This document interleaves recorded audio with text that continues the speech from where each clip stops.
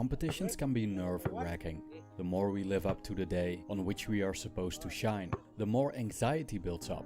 What if I perform badly? What if something goes wrong? An Olympic swimmer trains thousands of hours just to get that medal.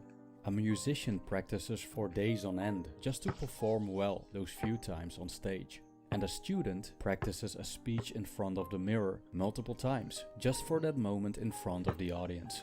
When all their efforts come down to one defining moment, how can they not succumb to the pressure of the need to succeed?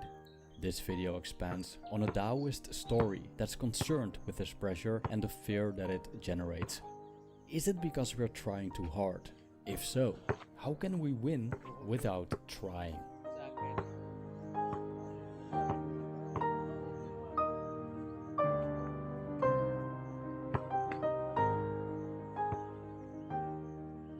Taoist sage Zhuangzi was a keen observer of nature, including human nature. He figured out that the burden of the future often negatively affects our performances in the present moment. To illustrate this, he tells us a simile about an archer. When you're an archer and you shoot simply for fun, you shoot with skill. But if you shoot for a small prize, you begin to worry about your aim. And if you're competing for gold, you become a nervous wreck. Zhuangzi tells us that our skills, thus the competency of doing a certain task, are the same in all three situations. But somehow we let different circumstances influence our skills in different ways. Let's analyze this story to show how this works. When we play for fun, winning or losing doesn't matter. This means that we aren't burdened by possible consequences. When we shoot some balls simply to have a good time, missing the goal doesn't mean much, as we're not competing. And practicing a speech in front of the mirror by ourselves does not come with the risk of damaging our reputation, because there's no audience. When there's nothing on the line, there's nothing to be anxious about, meaning that there's no fear that sabotages our performance.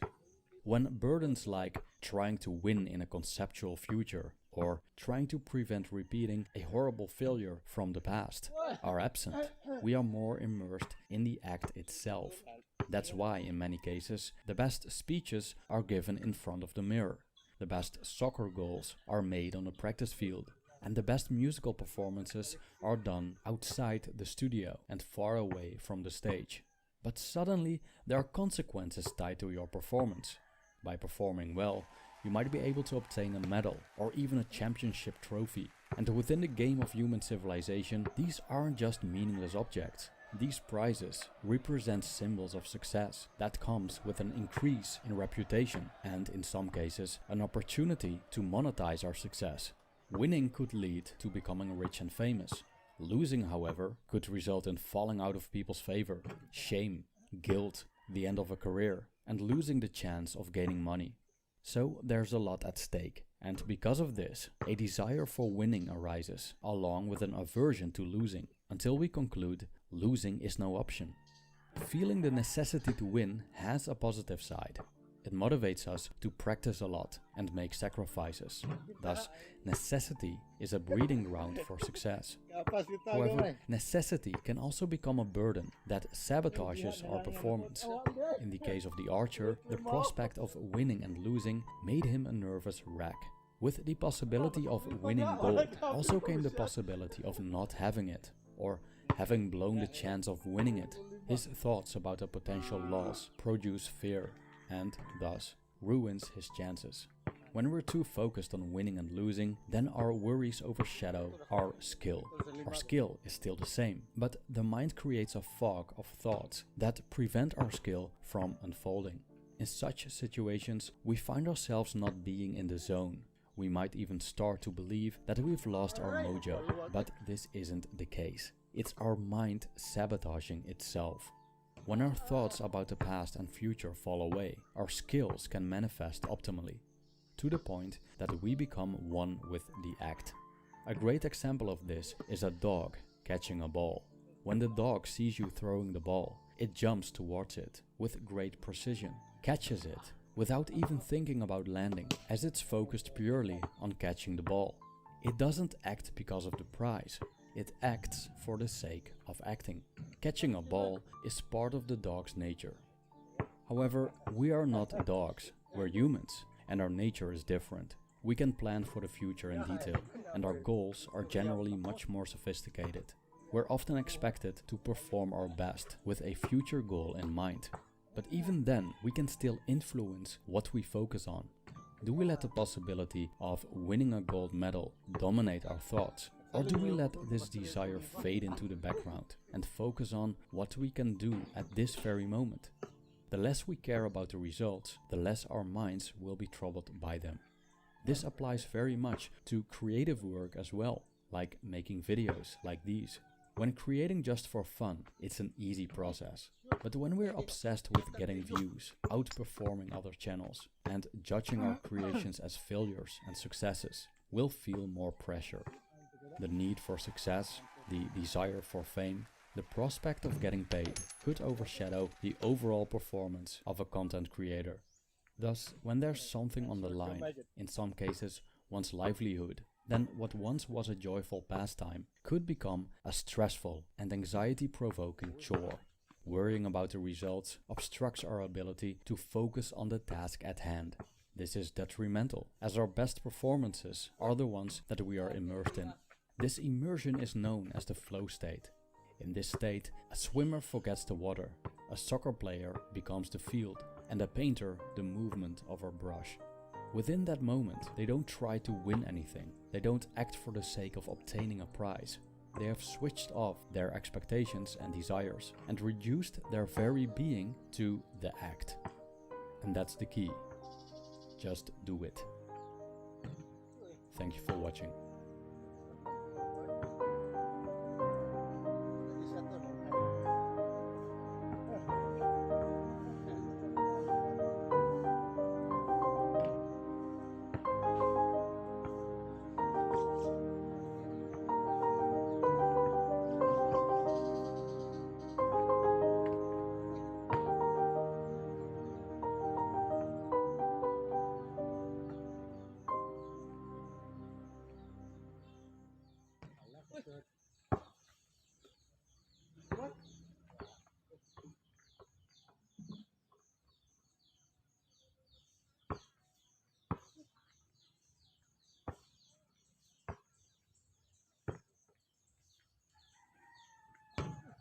Uy. Yung tuyok sa ano. Takas mo tayo na siya. If you know neither the enemy nor yourself, you will succumb in every battle. Sun Tzu. War is part of life. It's in the nature of most living organisms to engage in battle, defeat opponents, and to dominate. With humans, we see this happen in war, in business, on the soccer field, in video games, in a nightclub, and even on YouTube. And chances are that when we're not engaging in a battle with our environment, we're waging war against ourselves. The Art of War by Sun Tzu is an ancient Chinese military text, composed of 13 chapters that are devoted to the strategic and tactical aspects of warfare. The Art of War explains in detail how we must behave in battle and, more importantly, how to win. What makes a strong army? In what manner should we approach the enemy on enclosed terrain? And how should we use spies to garner information or to spread fake news? Aside from specific tips on combat, the Art of War has a profound philosophical side to it. Sun Tzu argues that war shouldn't be taken lightly, that the highest form of warfare is defeating the enemy without fighting, and that being still and inscrutable is the business of a general. He emphasizes the use of intelligence over brute force and teaches us how to win battles the smart way. The beauty of the Art of War is that its wisdom can be applied to our modern lives as well, even in times of peace, when we don't have to deal with bloodshed, but rather with work, sports, and daily conflicts in general. This video explores the wisdom of Sun Tzu's work, The Art of War.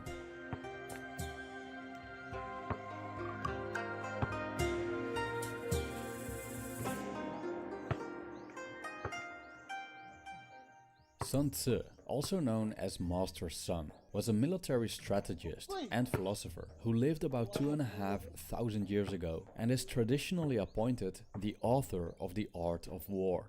But some Chinese scholars doubt the existence of Sun Tzu and believe that the art of war is a compilation of works by different authors. Sun Tzu, supposed to have lived during the time of the Zhou dynasty, around the time that the Taoist sage Lao Tzu and philosopher Confucius lived. His birthplace is disputed. Some say he was born in the state of Qi, others believe in the state of Wu. But the oldest available sources agree that he was a general and strategist who served the king of Wu. Throughout the ages, Sun Tzu's work inspired numerous people within the military as well as outside the military. The Vietnamese general Vo Nguyen Giap, for example, defeated the French during the Battle of Dien Bien Phu by using tactics described in the Art of War. And Brazilian soccer coach Luiz Felipe Scolari used the ancient strategy guide to win the 2002 World Cup. The Art of War emphasizes the importance of good preparation. The underlying philosophy is that victory and defeat are already decided before the battle is fought. This means that with sufficient knowledge and calculations, it's possible to estimate the chances of winning a battle. Which side is stronger? Who is more likely to win? Good research is essential. And if necessary, we need to employ spies to acquire the necessary information. We must know what we're up against and be realistic about our strengths and weaknesses. To create an obedient army, it's vital for a leader to know his soldiers. Every kind of soldier needs a different treatment. Self-awareness is the key, as if we know ourselves, we know which enemies we're able to defeat and which enemies we should run from. Oftentimes, it's better to avoid conflict if that avoids great loss. According to Sun Tzu, the highest victory is defeating the enemy without even fighting. Unfortunately, this ideal isn't always an option. That's why in life we ought to pick our battles carefully, knowing which are worth fighting and which are a waste of energy and resources. And the battles we choose must be fought as efficient as possible. The strength of an army is limited. Even the biggest army in the world can run out of equipment, fuel, army vehicles, and of course the soldiers who operate them. Lengthy wars are disastrous for a country and its resources and will only exhaust those that participate. Thus, the best way to win a battle is by striking quickly, with the minimal use of resources. Don't destroy the enemy's cities and resources when we can use them for our own. And don't needlessly kill the enemy's soldiers when they can join our ranks. Here we begin to see the Taoist influences in Sun Tzu's way of thinking, as he doesn't advocate for mindless destruction, but for waging war intelligently and leaving the enemy as intact as possible, so their force can become our own. I quote, "In war, better take a state intact than destroy it. Better take an army, a regiment, a detachment, a company intact than destroy them. Ultimate excellence lies not in winning every battle, but in defeating the enemy without ever fighting. The highest form of warfare is to attack strategy itself, the next to attack alliances, the next to attack armies. The lowest form of war is to attack cities. Siege warfare is the last resort." End quote. In war, victory is a product of measurement, estimation, calculation, and comparison. If victory is clear, fight. If defeat is certain, do not fight. If we choose to fight, we need to have sufficient knowledge in order to decide the right strategies that lead us to victory.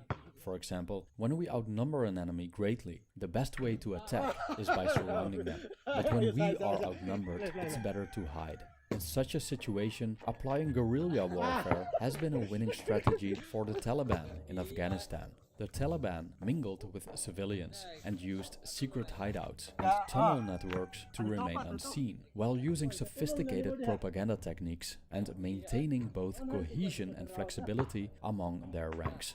If they would have attacked their enemy head-on, they would certainly have lost. But by using coordinated hit-and-run techniques, they have proved to be a force to be reckoned with. A way to win smart is the art of deception. I quote, "When able, feign inability. When deploying troops, appear not to be. When near appear far. When far appear near. End quote. You might remember the Iraqi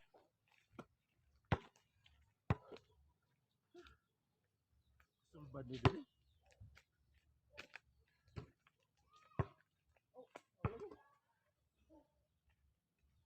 Orang pag sa ano makapas ka. Adiri ko no? Ah, ya.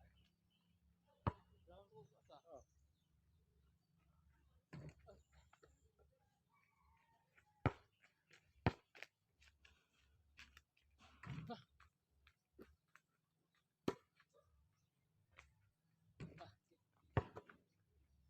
Apsan mo ito?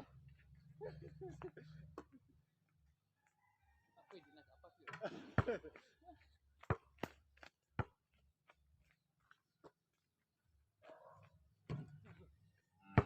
Namiting ka sansot. Practice sa tagpuan ba? Ayay! Kasansot! Ayay! Ayay! Sabi! Ah! Yan ako. Shot mo ko diya. Ato nga.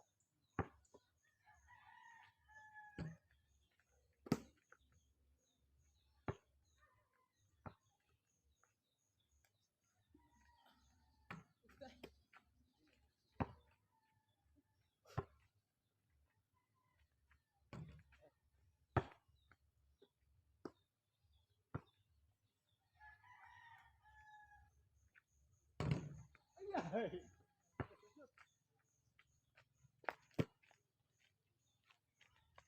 Ah! Makapas ka na ako diri no? Oh, diri ka, makaabot ka diri ba? Makaabot.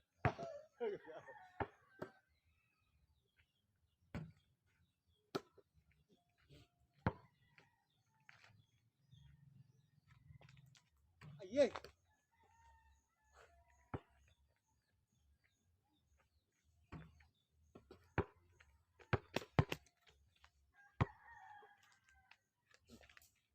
Patay! Sanda. Uy!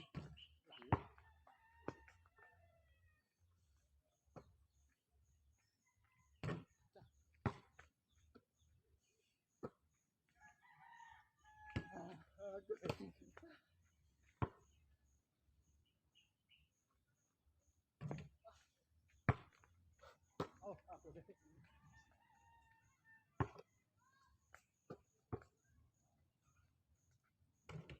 Oy!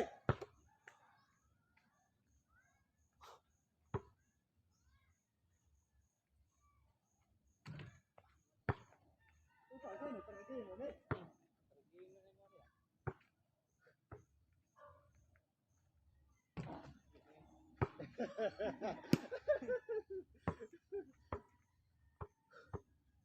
Kaya akong bukto niya. Chance, straight ang upat.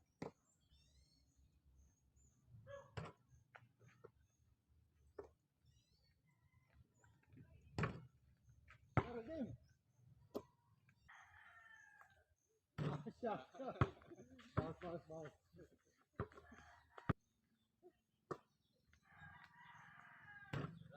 Tablagan.